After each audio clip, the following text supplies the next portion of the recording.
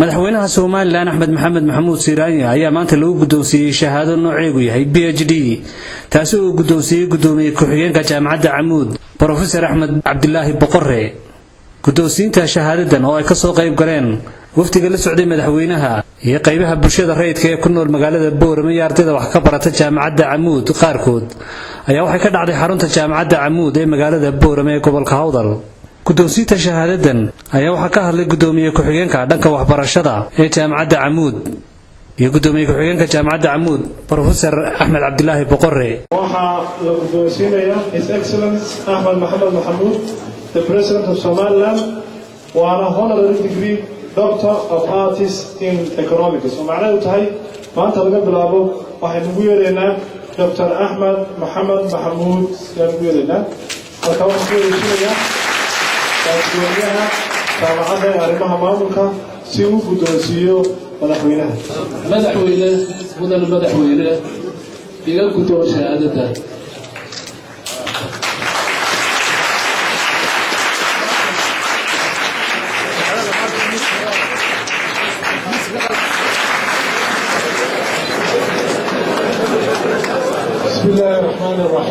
ugu dambeynna madaxweynaha Soomaaliland Axmed Maxamed Maxamuud Siiraanyo ayaa uga mahad celiyay jaamacadda Camuud iyo guud ahaan bulshooyinka ku dhaqan magaalada Boorama sida diiran ay ugu soo dhaweeyeen isaga iyo wafdigiisa magaalada Boorama.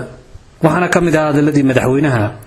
xafladda tan sharafta leh ee qiimaha leh ee maanta halka lagu guddoonsiiyey shahaadada tan weyn ee honorary PhD ee jaamacadda Camuud ay ugu guddoonsiisay. waa meelaan aad iyo aad taariikh ugu leeyahay. waa halkii ugu horreysay ee aan ka garo secondary school ka garo.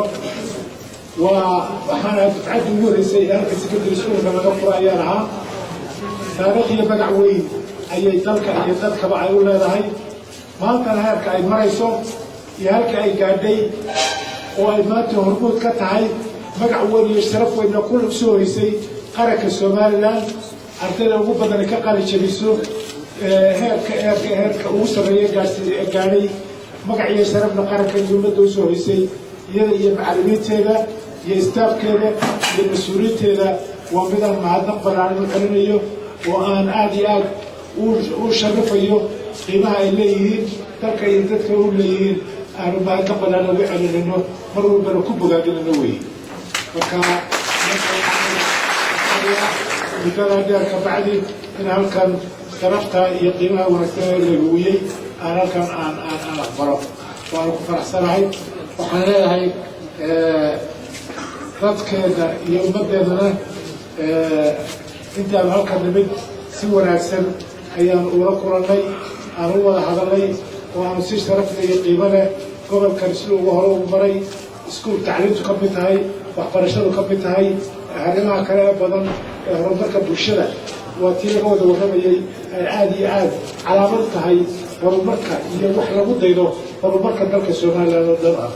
waxaan dalka ku hambalyeeyaa oo kale sanadka cusub oo 1443 oo ay abadi saddeqiya ayaan aad uga fadhiilaahay. waxaan ka barinaa inuu sanadkiisa bashbash iyo barwaaqo ku gaarsiiyo.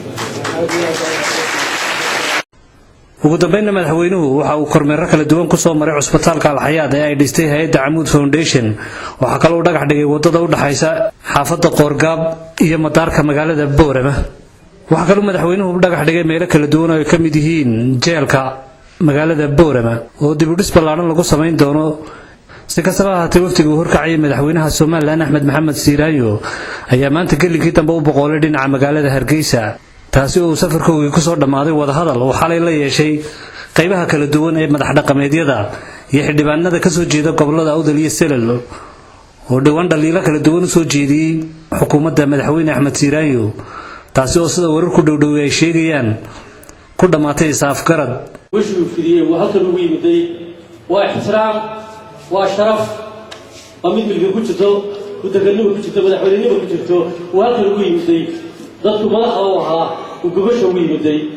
si fiican baa la isku afgartay xalay ilaa saaka, si wanaagsan baa u dhaceen wixii aad maqasheen.